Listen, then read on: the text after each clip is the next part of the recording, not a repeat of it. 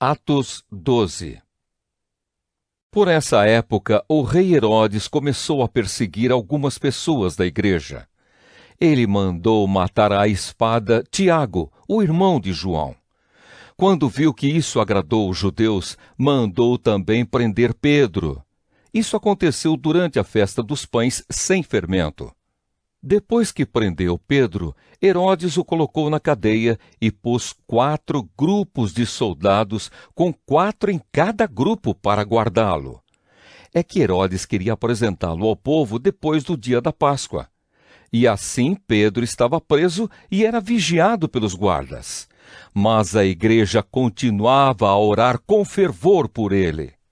Na noite antes do dia em que Herodes ia apresentá-lo ao povo, Pedro estava dormindo, preso com 2 correntes entre 2 soldados, e havia guardas de vigia no portão da cadeia. De repente apareceu um anjo do Senhor e uma luz brilhou dentro da cela. O anjo tocou no ombro de Pedro, acordou-o e disse: Levante-se depressa. Então as correntes caíram das mãos dele. Aperte o cinto e amarre as sandálias, disse o anjo.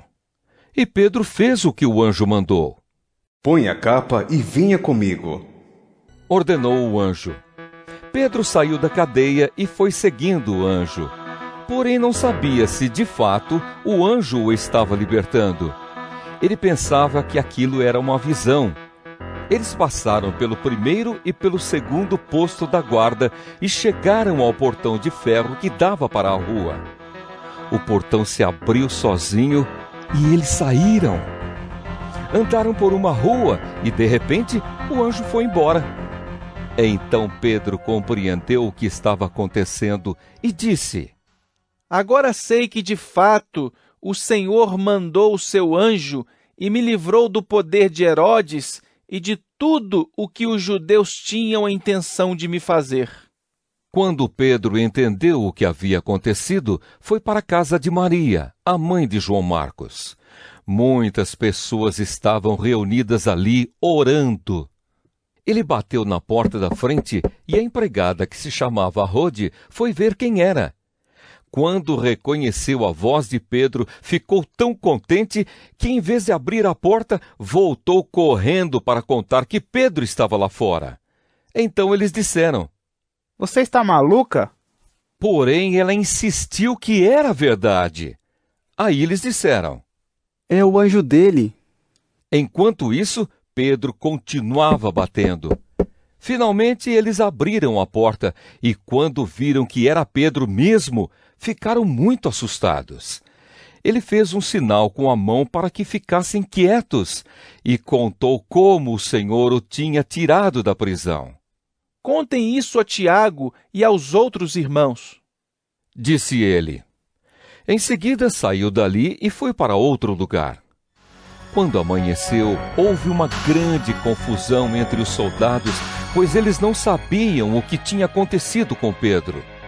Herodes mandou que o procurassem, mas não o acharam. Então, depois de fazer perguntas aos guardas, mandou matá-los. Depois disso, Herodes saiu da região da Judéia e ficou algum tempo na cidade de Cesareia. O rei Herodes estava com muita raiva dos moradores da cidade de Tiro e de Sidom. Então eles formaram um grupo e foram falar com Herodes. Primeiro conseguiram o apoio de Blasto, que era um alto funcionário do palácio. Aí pediram ao rei Herodes que fizesse as pazes com eles, pois os alimentos que a região deles recebia vinham do país do rei. Herodes marcou um dia com eles e, nesse dia, vestiu a sua roupa de rei. Sentou-se no trono e começou a fazer um discurso, e o povo gritava: É um Deus e não um homem que está falando. No mesmo instante, um anjo do Senhor feriu Herodes, pois ele aceitou a honra que só Deus merece. E ele morreu, comido por vermes. Porém, a palavra de Deus era anunciada em toda parte e ia se espalhando. Barnabé e Saulo terminaram o seu trabalho e voltaram de Jerusalém trazendo João Marcos consigo.